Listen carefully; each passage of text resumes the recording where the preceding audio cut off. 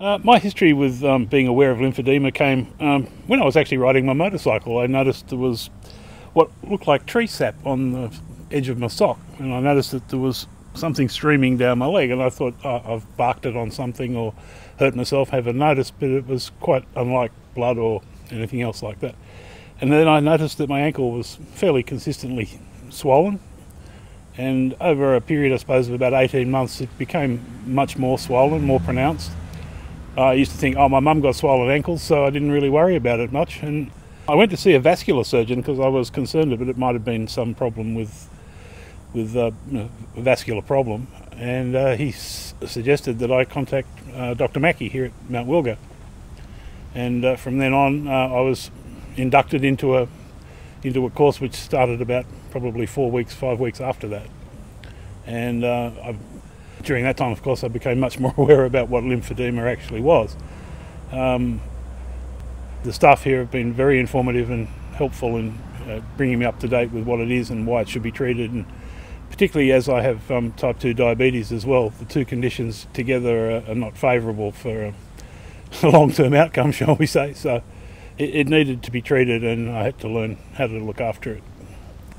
The first part of my treatment consisted of, awareness, being instructed about what the problem was and how we were going to go about treating it, and then that was followed by a massage program, which was also showing me how to do the self-massage and take control of my condition to some degree, as well as being assisted by the staff here. And there was a gymnasium component where I was shown various exercises that were good for activating the lymph and getting it back up to where it should be. I haven't been that scrupulous following the set exercises, but I've been careful to maintain an exercise regime of my own since I left here, like swimming and wading and doing stair work and stuff like that. The self-massage my wife helps me with. It's not an unpleasant thing to do, but it's been remarkably effective.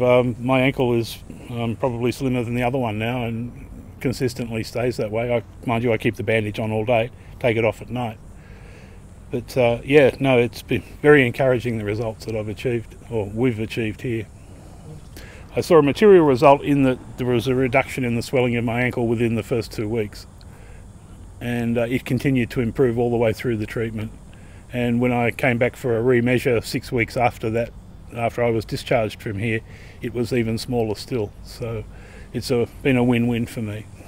Maintaining health and fitness is important. I'm fortunate that my wife is a dietitian, so I eat well. I do enjoy a cold beer every now and again, of course, but I do try to manage my diet very well, and I try and get regular exercise. I do 500 metres a day in a swimming pool. As far as putting the garment on each morning, I get out of bed, I have my shower, I have a cup of tea, and I walk around, sniff the air outside, and then go and get dressed, and then the garment goes on, and of course socks and shoes. But wouldn't be 30 minutes after I get out of bed that the garment's on my leg. I really don't like walking around without it now. I just hate to ever see the ankle go back to what it used to be like. So I don't have a problem with it. It goes on quite easily. It was a bit of a struggle at first. There's been a few bad words spoken and snagged nails, but the pink rubber gloves are the real go for getting it up.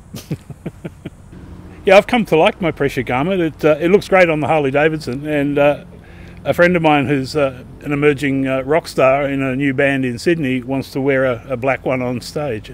He thinks it's really cool, so I don't mind it at all. I don't even think about it. I walk around in it. It just doesn't bother me.